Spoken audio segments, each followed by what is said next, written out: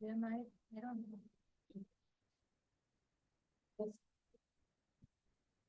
No, I got it.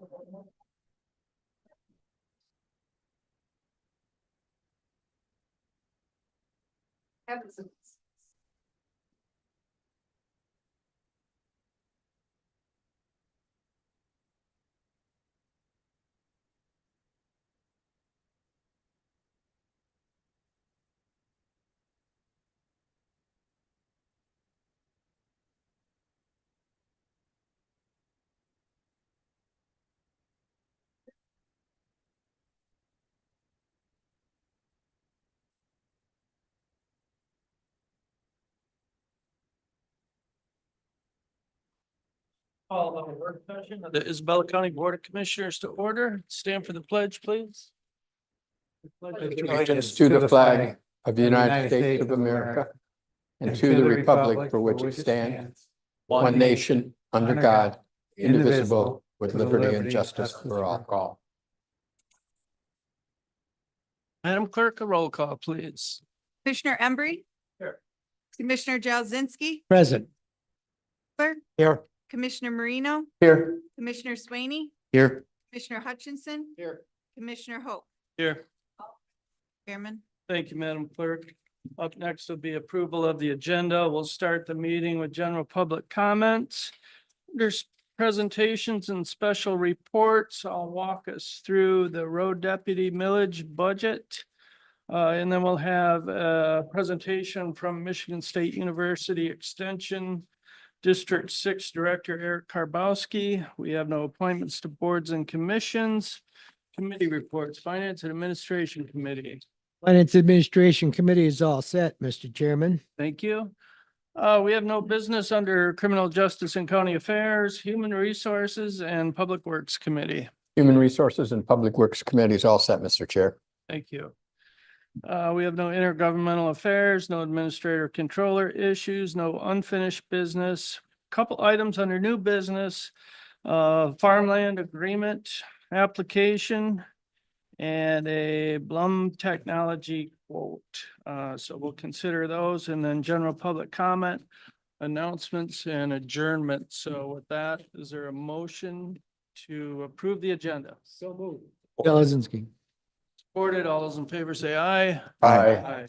Have an agenda. Start with general public comments. Anyone for general public comment?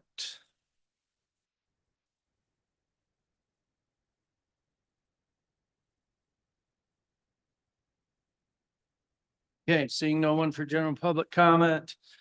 As promised, I'll run us through the road deputy millage. I'll bring that spreadsheet up on your screen.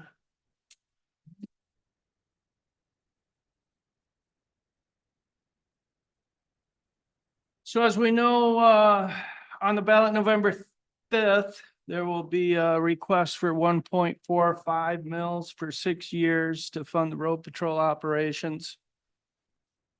But also as part of this, I'll explain what's in the general fund budget, what stays in the general fund budget. And that's under that column zero base on the left. Zero base budget is where you start with zero and start adding in the things that you absolutely have to have. So these are the things that we have to do. The sheriff, the undersheriff, record supervisor, and police records clerks, wages and benefits for them. And benefits include healthcare, life and disability, holiday pay, overtime. And overtime situations come up because oftentimes there's vacancies or medical leaves. That also includes Social Security and FICA. So that's that 1.87 number there, which is the benefits for those positions that stay in the general fund because of the zero-based budgeting. And then the MERS, that debt liability for MERS, we have whether the millage passes or not. So that's on on the zero base side for now. Correct. And then that also includes oil and gas, vehicle repairs, all your operating costs. Police supplies, uniforms, things like that, and then that all adds up to just over 2 million.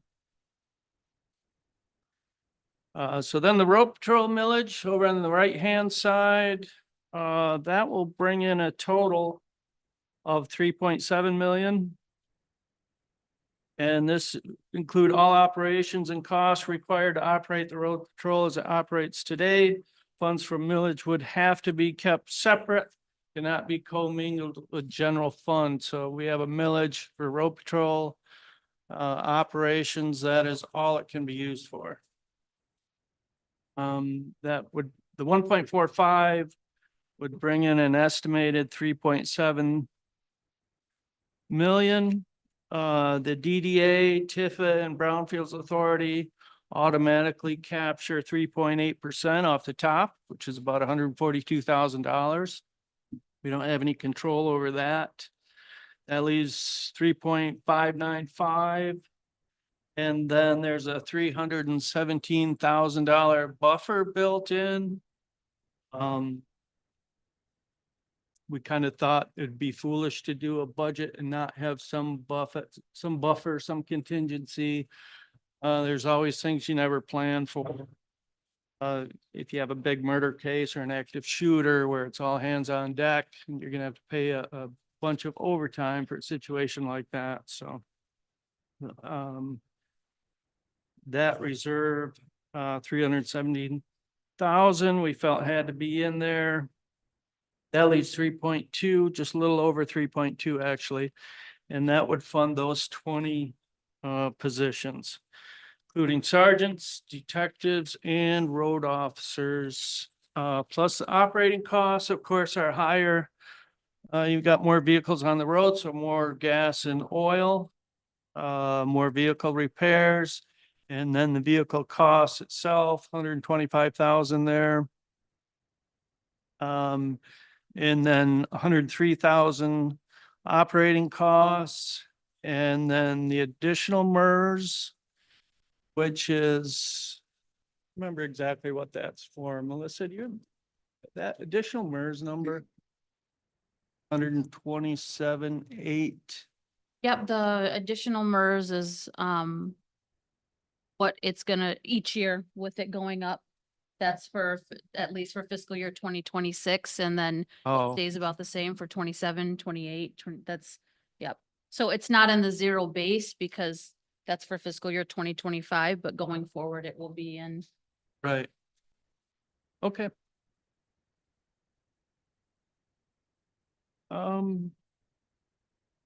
Any questions?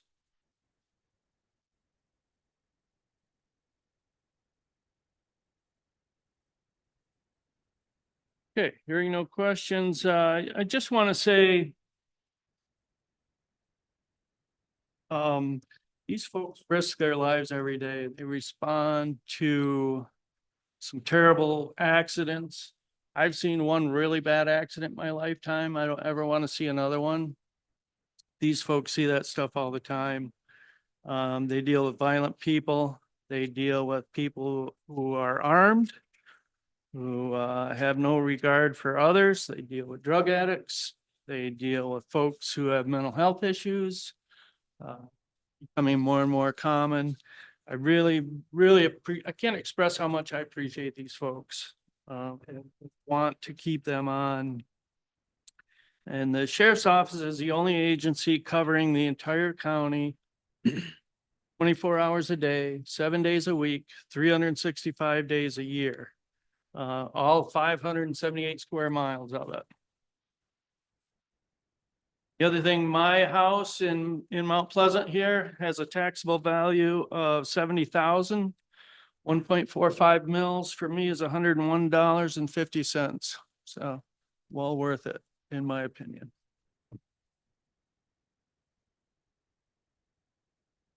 Any questions? And the public, if you have questions afterward, feel free to come up. We'll explain it in more detail if there are any other questions out there, but This is something that folks have asked us, so thought I'd run us through that.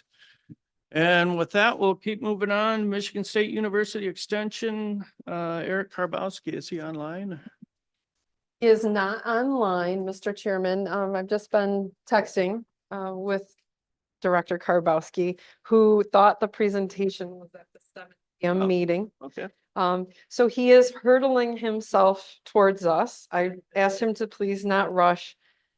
It's certainly your pleasure, but he is on his way, and I'm sure you could continue with some of the business as you see fit. Yeah, sure, we can continue. And then he can give his report when he gets here. So we will move right on to committee reports, Finance and Administration Committee. The first item for the Finance and Administration Committee is to consider ratifying and placing on file the August 16th, 2024 invoice list in the amount of $179,670.62. The August 23rd, 2024 invoice list in the amount of $394,408.25. And the adjustment list dated August 29th, 2024. As we are accustomed to Vice Chairman explaining to us, these invoices go through quite a process from the department heads and electeds through administration and accounting. And then we all get these invoice lists well in advance of our meetings and have plenty of time to look them over. So with that being said, we have the first invoice list, which is the August 16th list. We have items that do exceed $5,000. The one that I did notice here was the site plan services for the material recovery facility expansion project for $12,700. That is moving along, it's my understanding. We have the integrated architecture invoice for the June architectural services. That was $15,479. We have our rent to MRP properties. And then the ballots for Madam Clerk, Spectrum Printer. And then we have the solar plan review for $7,252. Gentlemen, do we have any questions about this invoice list?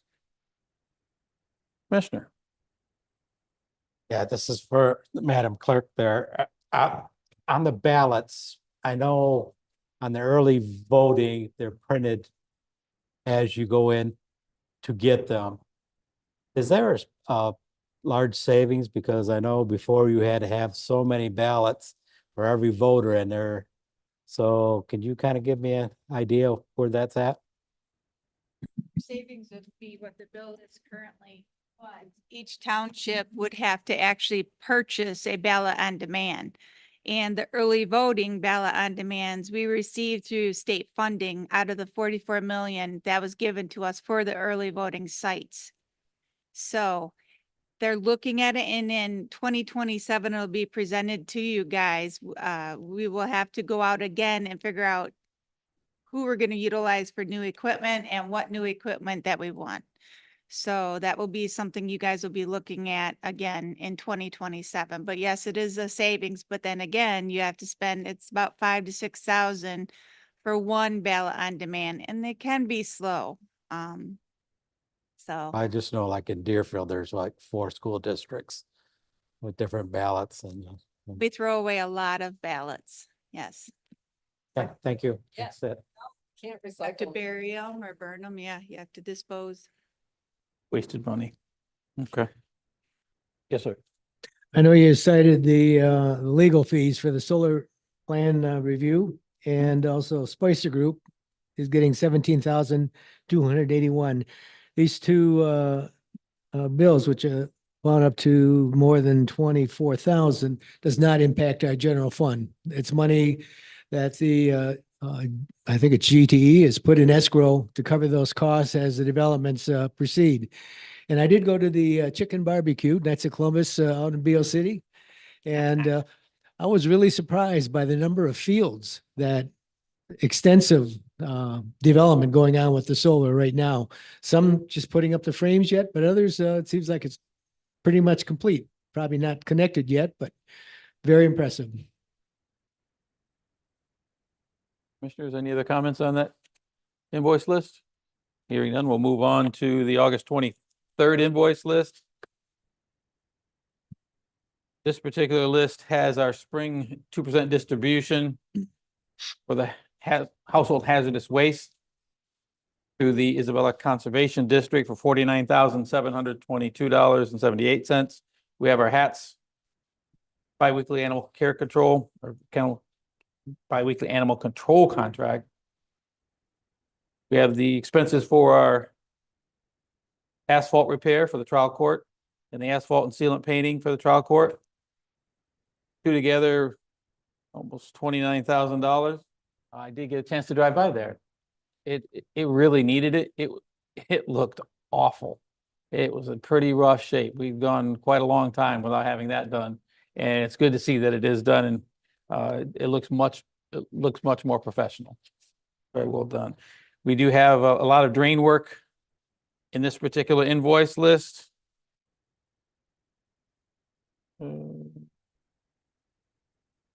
Gentlemen, do we have any other questions? Yeah, that drain work, that doesn't come out of the general budget. That's not does it? general fund either. That's I didn't through think the so. drains. That's correct. Nope.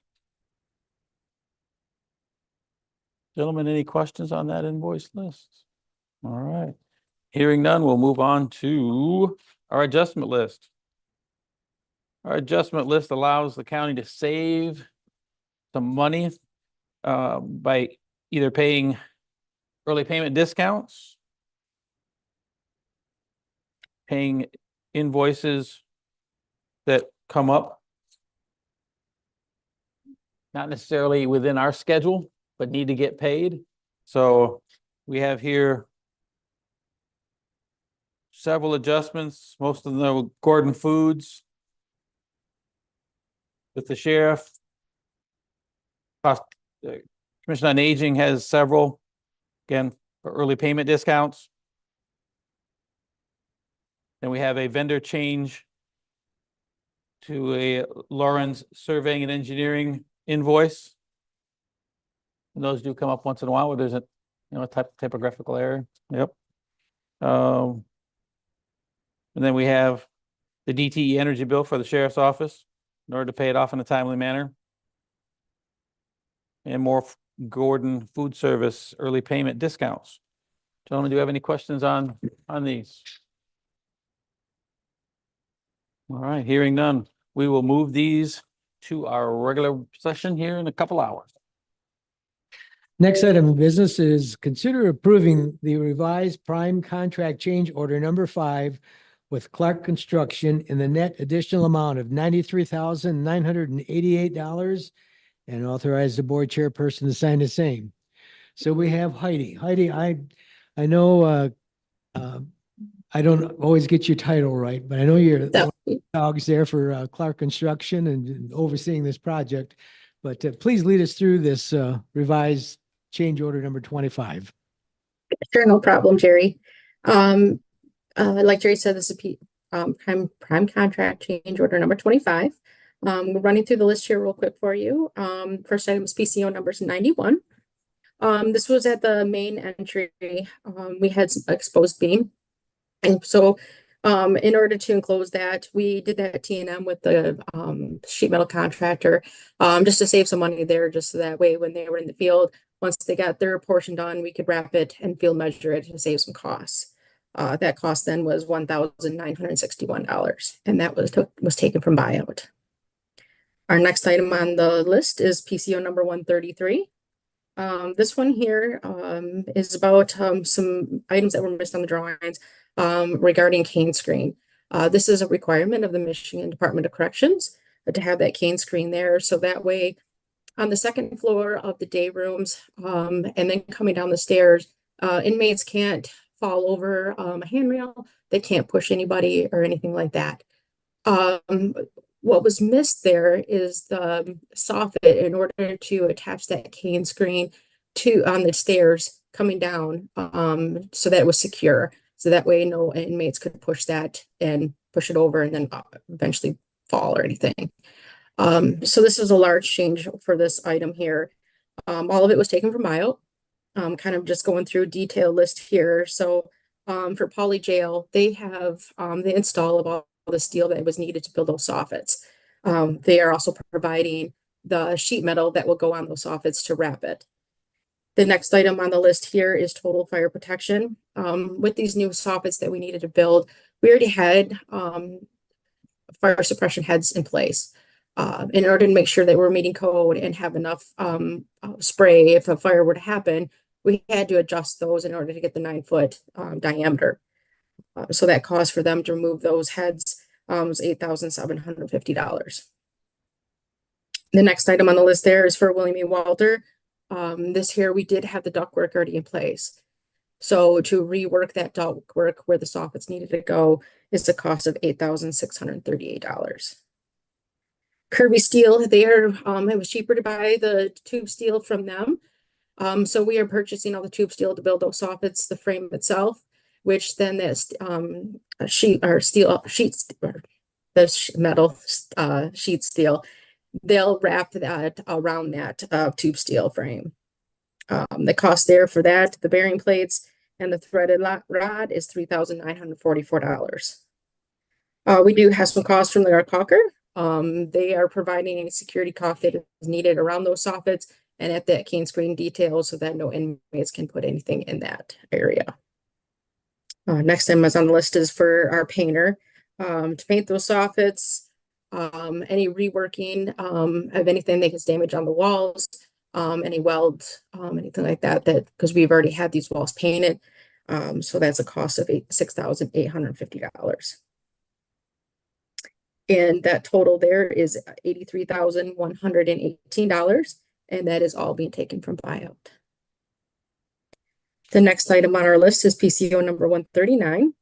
That here is some VA savings. We worked with the sheriff about removing some lawn sprinklers at detention ponds, and then also around some Sallyport and some back of the area, back of the house kind of areas, and also changed the seeding from the wildflower mix that kind of grow kind of tall, which also can kind of create a security issue, to just regular mowable grass. So that was a savings to the project of $5,700.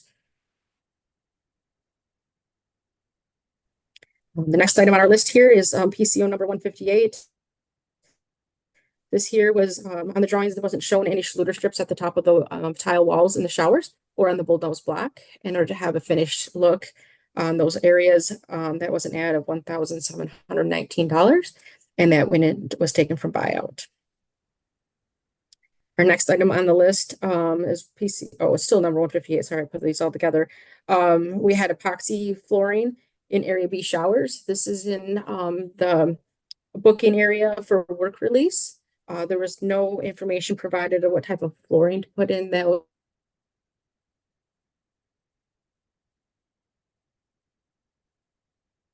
$350 ad, and that also is from buyout. Going down, PCO number 159. We had some base and a mechanical chase. We removed that base, and that was a credit of $87. The next item on our list here, PCO number 160. There was, if you go in the main entry there, we do have 4 air supply nozzles that are in that vestibule. They are currently white, and our burnish block in that area is like a dark black. So they asked us to paint those, and to paint those is $750. We did look at replacing the actual nozzles themselves, and that was over $33,000. So this was a more affordable option. The next item on our list is PCO number 166. This is for ammunition cabinets. This was something that we had asked a little more information on. We did carry an allowance for this cabinet in our base bid drawings, or I'm sorry, contract with Konowinski, and but $2,000. After we got the pricing in of $9,885, we still were over $7,885, and that we took from buyout. Next time on our list is PCO number 167. This was for the pumps in the mechanical room. There was no motor controller identified on the drawings. So this was an add to the project of $4,970, and that was taken from buyout. Our next item is PCO number 172. When sheriff met with the security contractor, they pointed out to him that in the Polycom rooms that are kind of interview rooms, there's a discrepancy right now. They have intercom shown. That is privacy issue. And so we changed those from intercoms to call buttons. And that was an add to the project of $1,619 and taken from buyout. Now we had the electrician there installing them, so that was $373 for a total of $1,992. The next item on the list here is PCO number 174. We found working with our poly jail contractor that we had duplicated shower seats in area A. So we had a credit of $4,478 to the project. And that is also to buyout. And then the last item on our list, we worked with the sheriff's department there, and their Lansing Sanitary is going to provide all the toilet accessories like toilet paper holders, paper towel dispensers, those kind of things. And we had currently had in Condolence's contract for install of all that. They are going to do that for the county.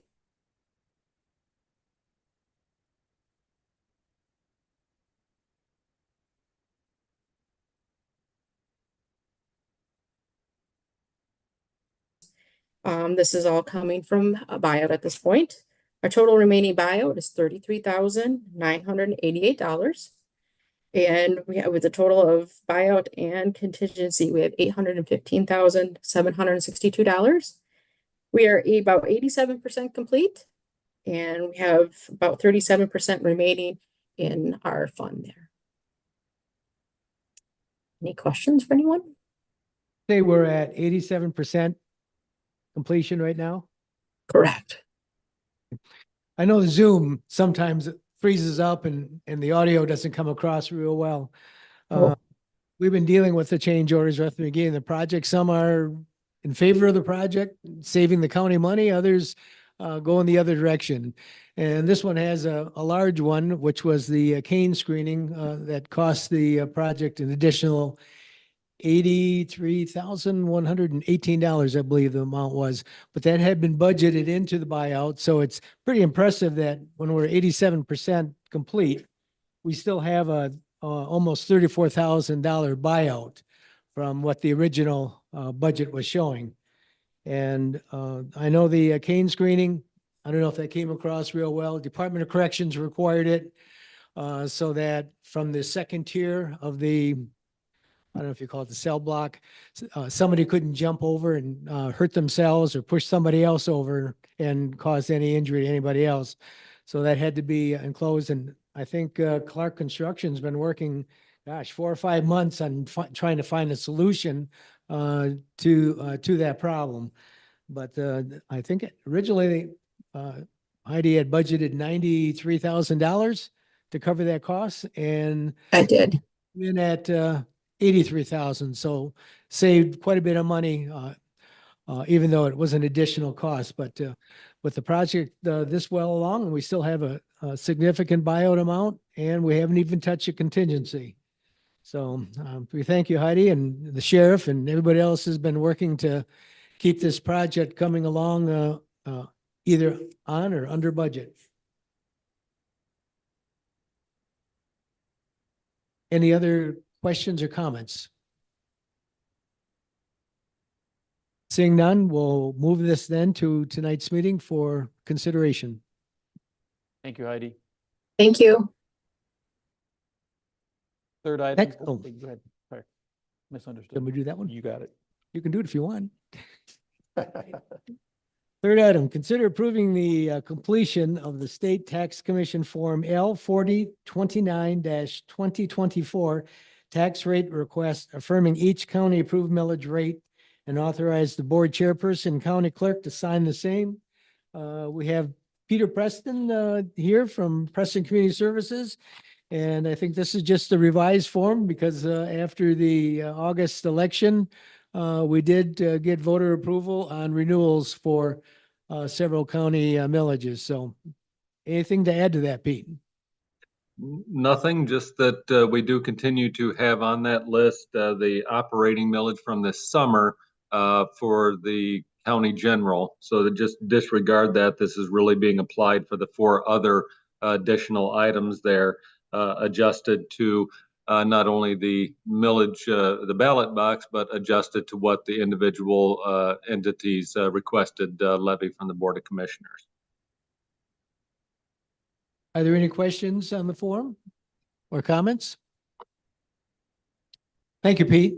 Thank you. Then to tonight's meeting for final consideration. 4th item for the Finance and Administration Committee is to consider approving the Isabella County 2025 holiday schedule as presented. If I understand correctly, if I remember correctly, we don't have any days that were needed to be moved or adjusted. It's a pretty straightforward calendar this year for a change. Correct. Is that right? All the holidays fall on holidays. The days off don't need to be changed. Yeah, Helps. keeps it simple. Mhm. Are you making fun of me?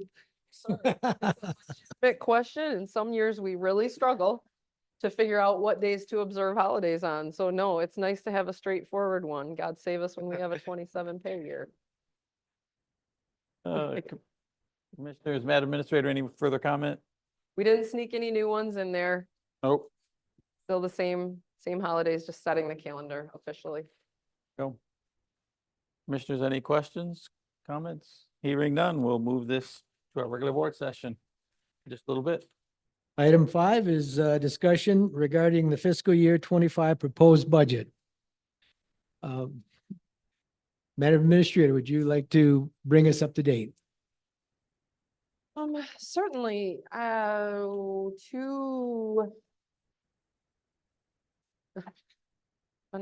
weeks ago now, and we had the budget presentation. 2 weeks ago, we had a lot of discussion about a proposed budget, right? And that's what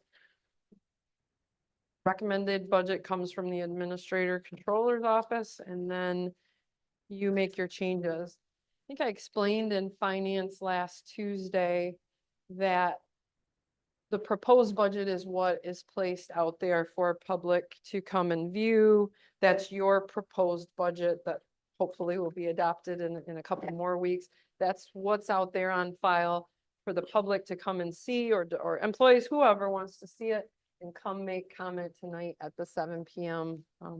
Public hearing on the budget.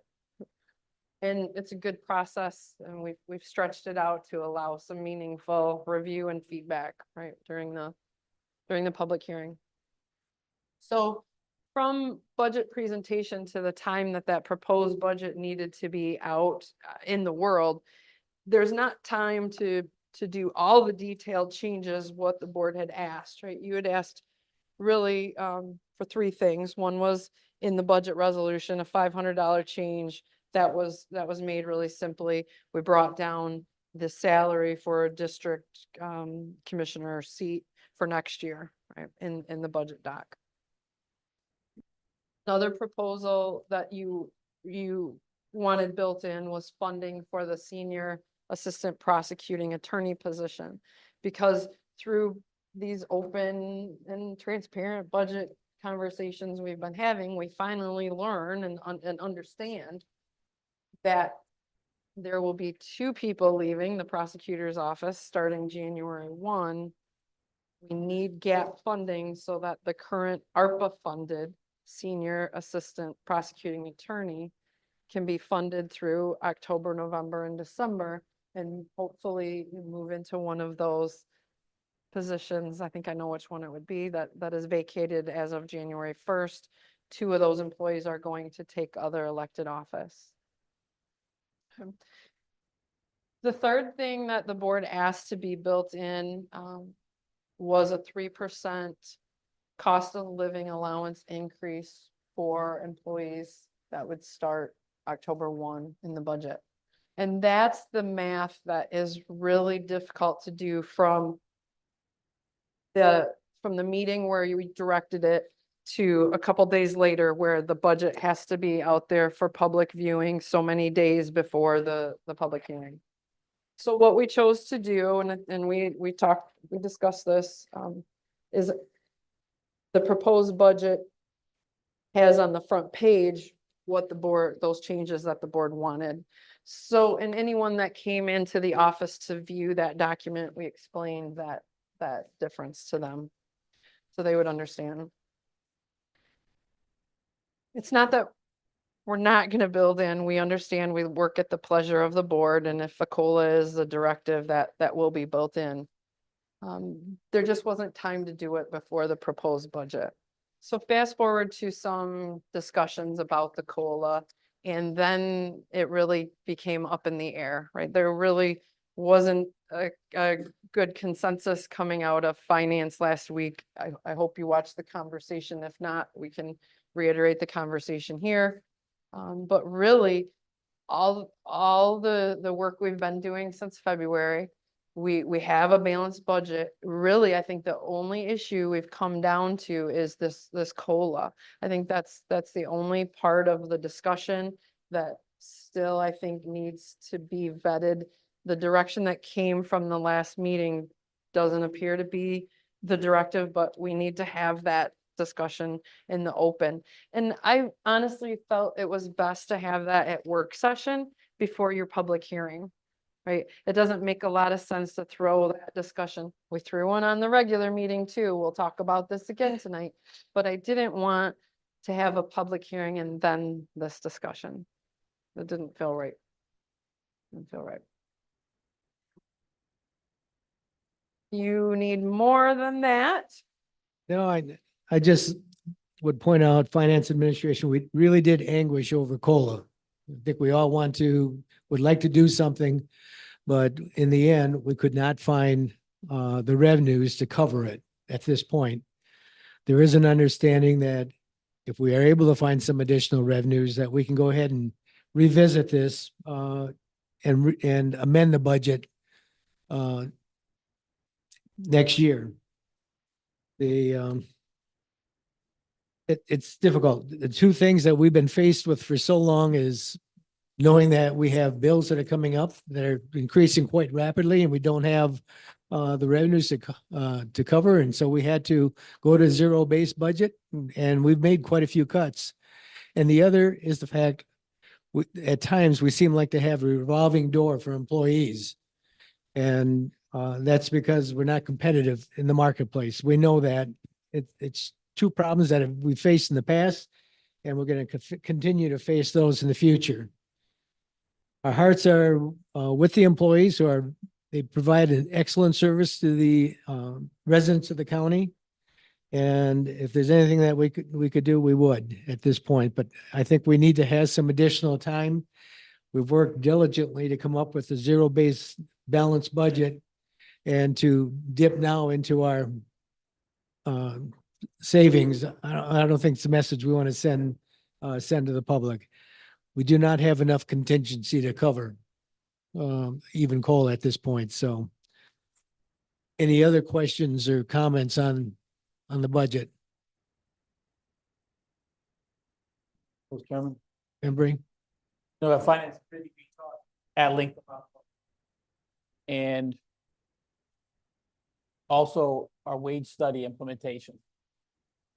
I know for myself, I feel as though we should set aside the legacy revenue that comes in as we move throughout this course of this year, set it aside for the implementation of the wage study if it comes available in advance of or prioritize it over a COLA.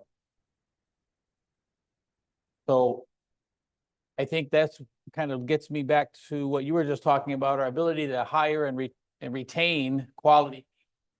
I think that's where our focus needs to be, is trying to find money so that we can implement this wage study to the best of our ability if the monies become available. So that's the point I wanted to make. Guess I'd like to make one other point. I know the zero-based budget didn't have the monies in it for the road patrol, and that's why we're going out for the millage in November. That is something that the voters will have to determine at the ballot box whether or not we continue to have road patrol in this county.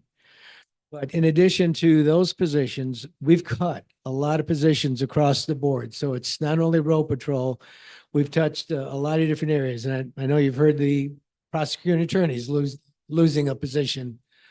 And there are others too. So it's been a difficult time, but we're going to right the financial ship moving forward. And I think we need to stick to it. Any other questions or comments? I was at that committee last week and threw out a couple ideas. And the biggest thing is we spent the money to do the wage study. And we need to use it and implement it. I don't time that we can actually do that with just the way we're sitting and the way the money looks. That going forward, something that we should look at, bring to the forefront, and anytime we do have extra money, implement it. There's some people really on the low end of that really deserve even more than a COLA, a raise. So I'm all in favor of that. Threw out the idea of giving the low ends that weren't a raise, and anybody else, we're looking at the COLA, but we just don't. And that's what we've been hammering on over the last year with the different proposals that we've put out is you got to have the money. So at this point, I would say let's keep that in mind going forward and try to implement it as soon as we can get creative and make some money. Anything else? I'll just comment, I can't support a COLA increase right now either. We've worked so hard all year on this budget and asked department heads to bring us ideas for cuts. Cut nearly every department, we've cut positions. And the money's just not there.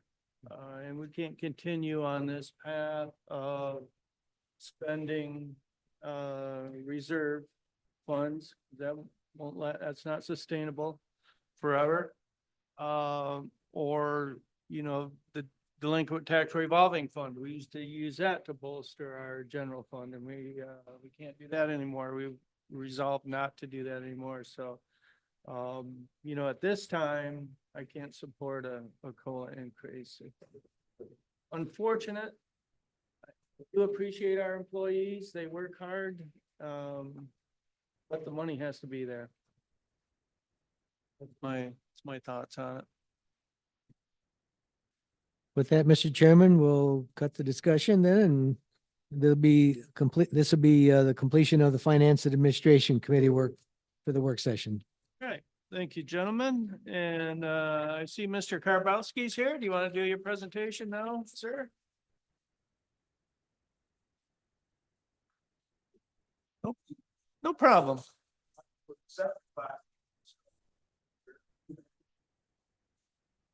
Oh.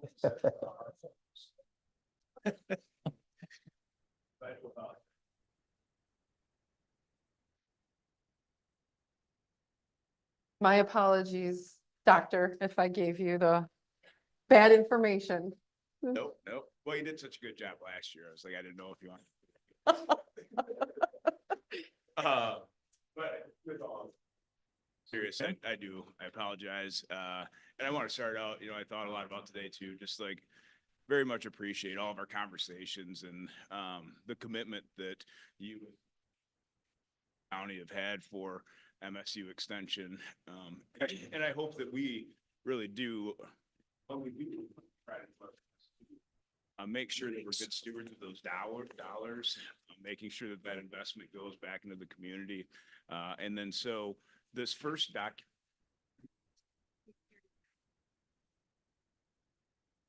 Oh, you're gonna, yeah, you'll make it. There you go. Thanks, Tim, for your feedback. Okay, well, I won't start back over, but what I just handed out was our fiscal year 2023 annual report. And so just wanted to share a couple of those highlights, and then we'll talk about the FY25 MOA. And I'll try to make this relatively brief, but obviously, like I was sharing earlier, we really try to do a good job of being forward facing in the community. I know we've had a lot of ups and downs and changes along the way, but just looking at our number, we had like 3,300, and this was in 2023, and 53 people that attended programs in Isabella County. We had over 3,700 residents from Isabella County that participated in our programs. We have, and I think one of the things that we've really tried to push, we've learned, is trying to engage the public on different media platforms. And so we had over 31,000 reaches in terms of with our posts, and we're trying to be strategic with that. We use the analytical data to say, okay, what are the local people interested in? What are people viewing on our searches? So then we know that that's an interest of their that's one of their interests. So then we can program it in that area and bring some of those programs specifically. I know babysitting club was one that we brought, and that had a lot of traction. So those are things that we continue to try and use and promote. We have a couple of, on the next page, obviously our 4-H program has a very strong presence here in Isabella County. We had 500 in 2023, we had 552 youth that were enrolled in our 4-H programs, 274 adult volunteers, and 31 different clubs. That's a lot of people out there doing a lot of work. We also have Cable Thurlow, who is our beef expert. And so he's been doing a lot of different programs throughout the county, engaging in his beginner grazing school has been gaining a lot of traction. They actually go out to the farms, and I know at our District 6 council meeting, he shared, Commissioner Jalzinski was on that, but just shared some of the cool stuff that he's doing in that space too. Obviously, I've talked a lot about farm stress. That was my role before this. And now we have Misty Obel, who is housed right here in Isabella County, that's taking over. And, I've shared it before, but kind of one of the good and the bad qualities about behavioral health is if you're not hearing about it, it's working. And so there's my goosebump moment, but, we're not reading about, farmers in the newspaper, and I'll leave it at that. We are engaging them. That program's continued to grow.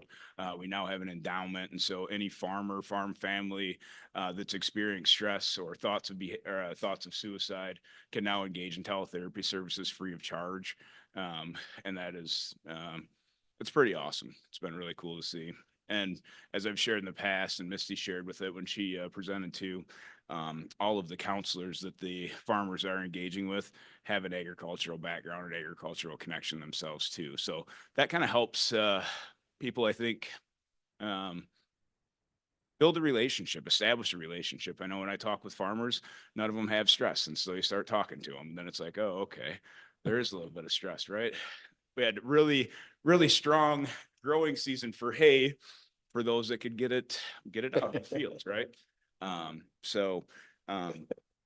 couple other programs. We had the Michigan vaccine program.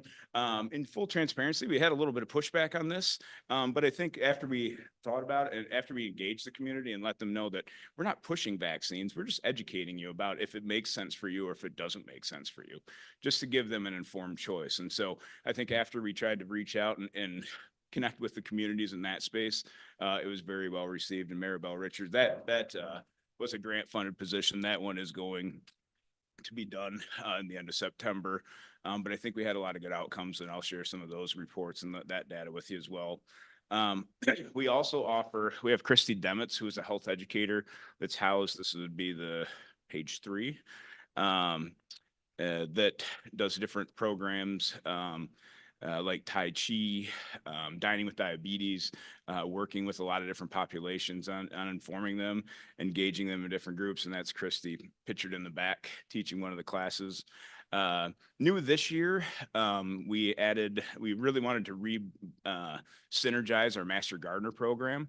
And so we have a multi-county supported and institute supported Master Gardener this year. She's housed actually in Gladwin, but will be serving Isabella County too. That was one of the pieces, and we'll talk a little bit about that coming up. We didn't request anything in that budget, our budget request, but I've worked with Institute leadership to make sure that she's still going to be providing services to Isabella County to help build synergy in that program. SNAP Ed, Sabrina McGee, she does a great job over here, over 1,372 participants engaged in those classes. And it's very cool to see some of the different work that they're doing. And then on the last page, Cora Akama, who is our dairy educator, she's worked, and I know that everybody's heard of E-Rail now, right? Cora shared a little bit about that.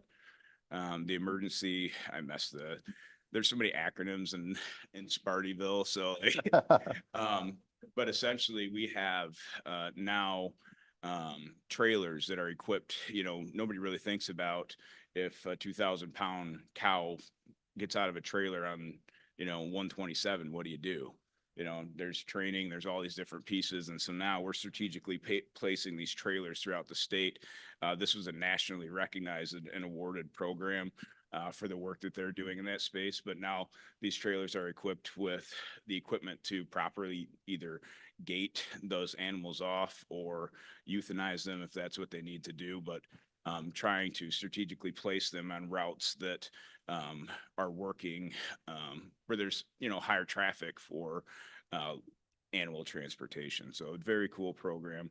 Obviously, we have our field crops educator, Monica Jean, who's housed here in Isabella County. She is she's been doing a great job. Paul Gross, obviously, we miss Paul, but I see Paul more, I think, now than I did before he retired. But Monica stepped in, obviously, working out and connecting and engaging with the agricultural community on doing a lot of different spaces. We have Kara Lynch, who I know is presented here doing ServSafe certification. She's actually out doing a program today, or she was going to join me.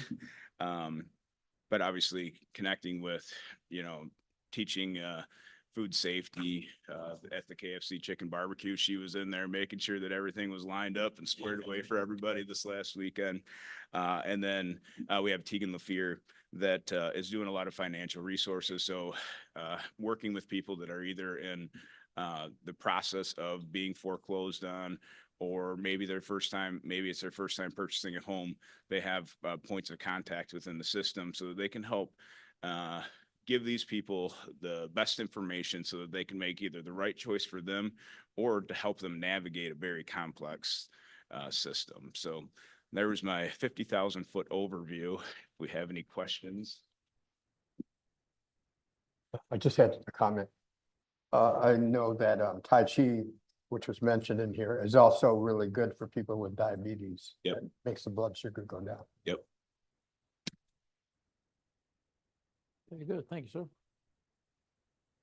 Yeah, Eric, I don't know if this would be a question for you or maybe for the MDA, but could you give us a little bit of update what's going on with the avian flu in the county or? So I can give you like the 50,000-foot view. I can't really give you. Yeah, don't go into it, a specific one. I think we hear fluid situation a lot, and I think that's probably like the best response I would be able to give. In terms of like the most recent counts. I know there's been some local farms that have been impacted by it. I know that our specialists have worked with them, but the status of those I don't necessarily know right now. But I'll go with you. I could get you more specific if you wanted. Other questions? Okay, thank you. And then is now the time for the FY25 MOA? We missed that.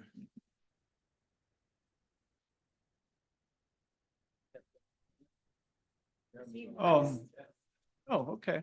Yeah.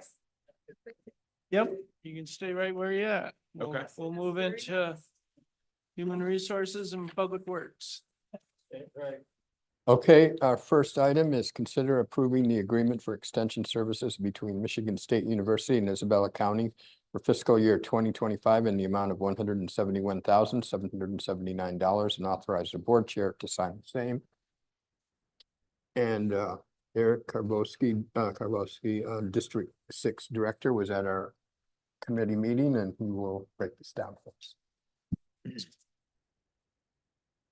Sorry, did you say break it down for you? Yeah. Yeah, okay. Sorry, the fans kicked on and I didn't hear. Yeah, so worked very hard. Obviously we sat through a lot of meetings in terms of working with the county to keep our budget the same as last year. We've made some cuts and we've made some challenges, a few challenging decisions. This program or this funding directly supports our 4-H program, our 4-H program coordinator. And so, I think that is, along with our full-time support staff, as I shared, I negotiated within the university to have our master gardener position, not to support Isabella County, but not have the financial request this year, just to kind of work through some of those spaces. Also negotiated with the university to keep the budget request the exact same as last year. And so, we had to shift and adjust and negotiate, I think, on the backside of our system within this too. So the request for this year looks the exact same as it did last year, but there will be essentially some added supports and some added services within that space too. Any questions or comments on that? Seeing and hearing none, we'll bring that to our regular session. You don't have to be there. Go. No one ever comes to That's that. because you broke it down for us, Andy. We'll relate that. Sorry. Thank you, Eric. Thank you very much. Appreciate the support. Thank you. Okay, our next item, consider approving the intergovernmental agreement between Isabel County and the city of Mount Pleasant for building inspection services and authorize the board chair to sign the same. We have Tim Neoport here to give us. Yeah, so good afternoon. This is a request to perform intergovernmental agreement, building inspection services to the city of Mount Pleasant. We've done this in the past since about 2012. We did have a little lapse here after COVID where the contract has run up and we did not renew it. The city is looking to renew that contract. We did recommend a few changes to that. We asked to increase the costs for service. We went from $35 per inspection to $55 per inspection, which is consistent with all the other contracts that we have for other municipalities. We also increased the hourly rate from, I believe it was $40 an hour up to $50 an hour. The one other thing in the contract that we also did modify or change was the term. In the past, we've had 2- and 3-year contracts. We've opened, I think this is the only one left that had a 2- or 3-year contract to it. The others are open in perpetuity. They can get out of the contract. There's a couple sections in the actual contract that allows us or them to get out of the contract. So we're just asking tonight that you allow us to move into that intergovernmental agreement and have the chairman sign the agreement. Any questions or comments? Okay, we'll move that forward to tonight's meeting. Thank you, Tim. One more. Okay, our final item is consider approving the annual delegation of school plan review and inspection authority and authorize the director of community development to sign all future requests for annual delegation of school plan review and inspection authority on behalf of the Isabella County Building Inspection Enforcement Agency, effective immediately. I'll start out by once again apologizing for the length of that motion there. The state application forms is that long, so I need to include it all. So this is an annual delegation activity under the School Construction Building Act. Schools have their own jurisdiction with the state of Michigan. So the state of Michigan is responsible, even though we're an enforcing agency here, they're responsible for all of the school buildings and the building projects within the schools. The school locally can ask the local enforcing agency, which is us, the Isabella County Building Department, to perform those duties in lieu of the state doing it. We have to agree to do so. No reason why we wouldn't. We'd want that local money to stay here locally rather than going down to Lansing. But to do so, it's an annual activity that we have to do with the state of Michigan. Historically in the past, we're currently under one of these. I believe last October, we brought Shepherd Public Schools here, asked for chairman's signature at that time. We've had a handful of these, Mount Pleasant Public Schools, Beal City, over the years. What this request is asking is for the board to duly authorize the community development director to sign those. Since it is an annual function, to have to bring each one of these from these school districts back to the board each time just to get an authorized signer, I think it would be most efficient for us to be able to do it in-house with the community development director position. Financially, it has no impact on the general fund. These are funds that would stay within the building inspection fund. And the actual application with the state of Michigan does not require the lead elected official within the community to do so. It just requires that somebody be duly authorized by the board to do so. And at this time, I'm asking for that to be the community development director. Now, another good idea, just to streamline it and allow us to bring it in and work with the schools and work with all them, getting it to us, getting it back a whole lot quicker. Appreciate it. Yep. Thank you.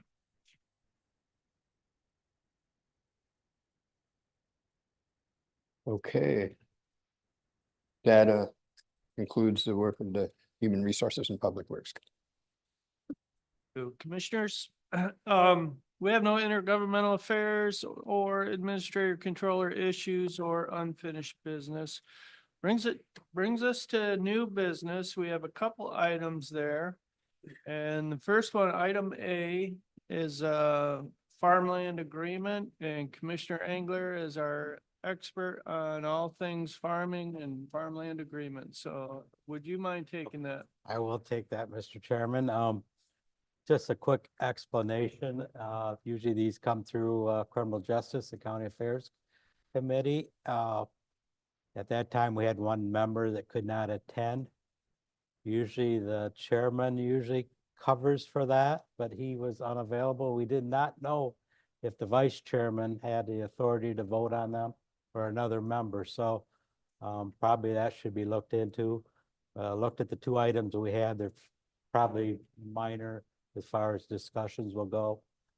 So we decided just to cancel the meeting at that time and move them to here. So in fact, sometimes on the 116s, I'll move them right to general instead of skipping the work session. So with that explanation of that, but we should probably get that cleared out, that if the vice chairman can actually vote in one of our committees.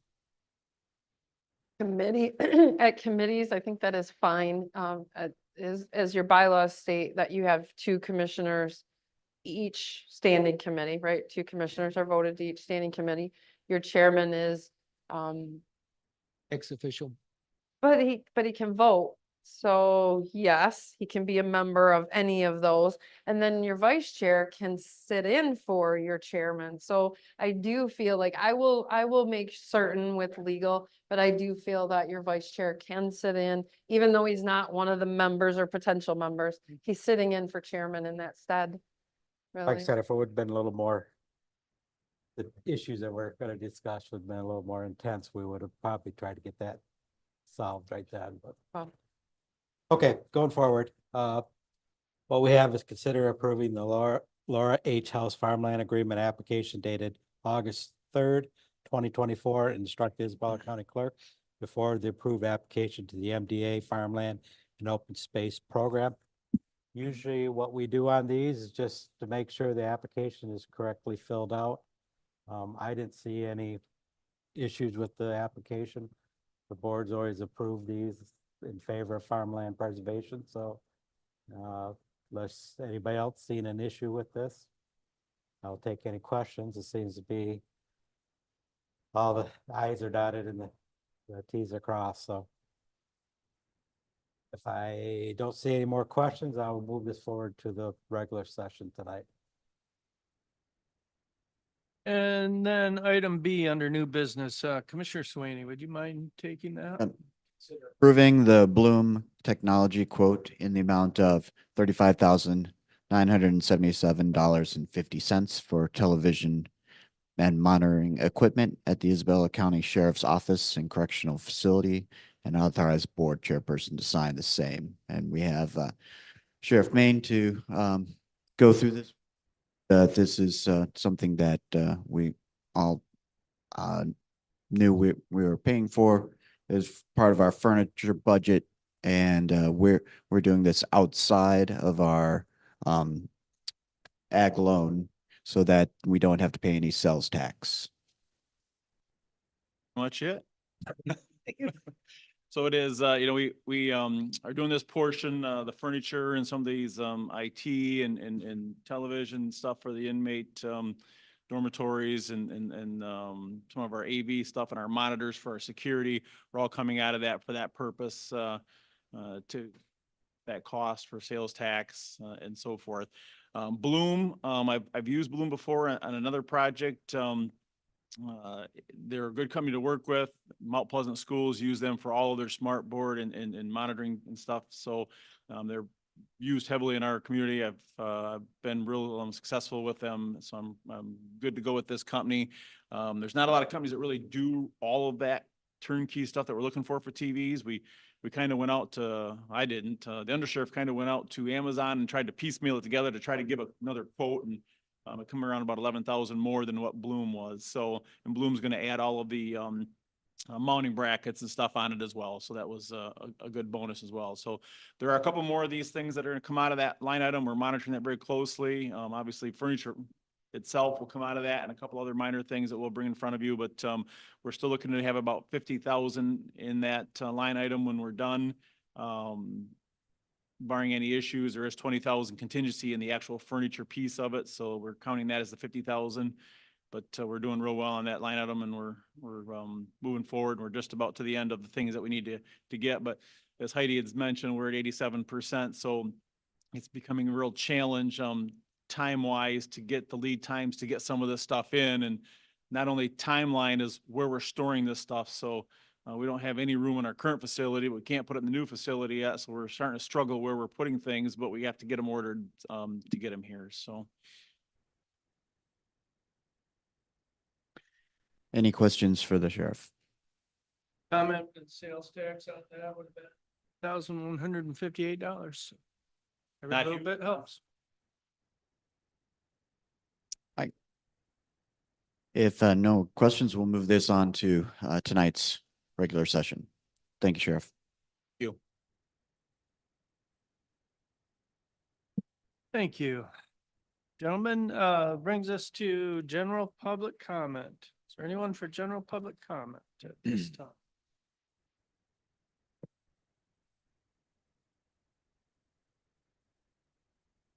Being no one for general public comment, announcements, commissioners, any announcements? Yes, sir.